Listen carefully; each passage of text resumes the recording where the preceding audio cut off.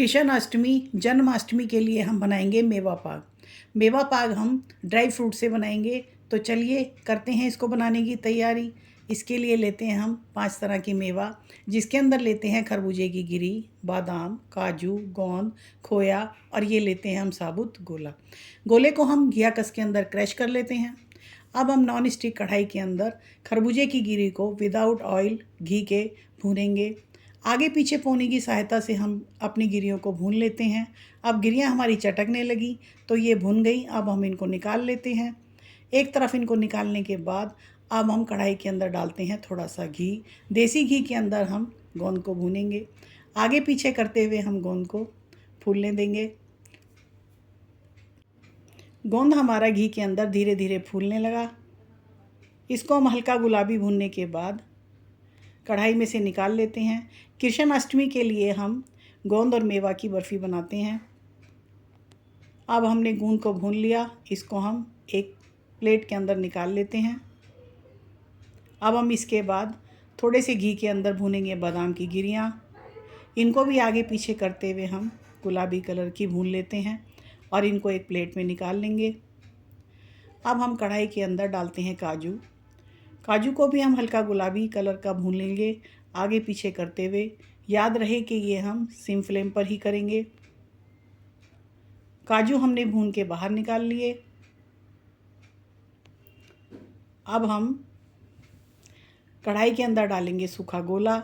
ये हम बिना घी के ही भूनेंगे। सिम फ्लेम पर इसको हम आगे पीछे करते हुए हल्के गुलाबी कलर का भून लेते हैं। सिम फ्लेम पर ही हम इसको भूनेंगे। गोला हमारा इस तरह से भुन जाएगा, कोकोनट बुरादा। अब हम इस मेवा को एक जगह इकट्ठा कर लेते हैं और ग्राइंडर जार के अंदर हम सबसे पहले बादाम की गिरियों को हल्का सा क्रश करेंगे। मिक्सी के अंदर चलाने के बाद अब हम इसके अंदर डालेंगे काजू। इनको भी हल्का सा चलाने के बाद इसके ऊपर अब हम डालते हैं खरबूजे की गिरी और ये डालते हैं हम भुना हुआ गोंद। गोंद डालने के बाद इसमें डालेंगे खरबूजे की गिरी।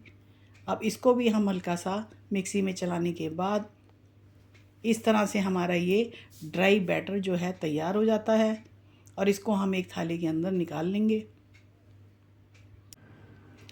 अब हम भुने हुए गोले के बुरादे को मिक्सी में डालते हैं और हल्का सा इसको भी हम चला लेते हैं और इस तरह से हम सारा ड्राई बैटर जो है एक थाली में इकट्ठा करके इसको मिला लेंगे। अब हम लेते हैं 100 से 150 ग्राम खोया। इसको थोड़े से दूध के अंदर हम सिम फ्लेम पर भून लेते हैं और इस बैटर के ऊपर इस खोए को हम डाल लेंगे। धीरे धीरे हम इसको चम्मच से आगे पीछे करते हुए इस बैटर के अंदर हम मिला लेते हैं। तो अब हमारा ड्राई फ्रूट्स और खोए का मिश्रण तैयार हो गया। अब हम लेते हैं आधी कटोरी पानी और आधी कटोरी ही हम लेंगे चीनी। ये आप अपने स्वाद अनुसार ले सकते हैं और हम फुल फ्लेम पर चाशनी बनाते हैं। इस तरह चाशनी में आते हैं हमारे बुलबुले और इसको हम बराबर चलाते रहेंगे और चाशनी हमारी तैयार हो जाती है। इसके अंदर हम ये सारे सूखे बैटर को इसमें डाल लेते हैं। गैस की फ्लेम हम सिम ही रखेंगे। सारे बैटर को अब हम चाशनी के अंदर डाल लेते हैं और पौनी की सहायता से आगे पीछे करते हुए इसको हम मिला लेंगे। सारा सामान हमारा आपस में मिल जाए, एक जी हो जाए, इस तरह से हम इसको चला लेते हैं। कृष्ण अष्टमी की मेवा पाक बर्फ़ी। अब इसके अंदर हम डालते हैं 1 बड़ा चम्मच देसी घी का और थाली को भी हम घी से ग्रीस कर लेते हैं और इस तरह से कढ़ाई हमारी हो गई गरम। अच्छे से चलाते हुए बैटर को करेंगे अब हम ठंडा और ग्रीस की हुई कढ़ाई के अंदर इस बैटर को हम निकाल लेते हैं।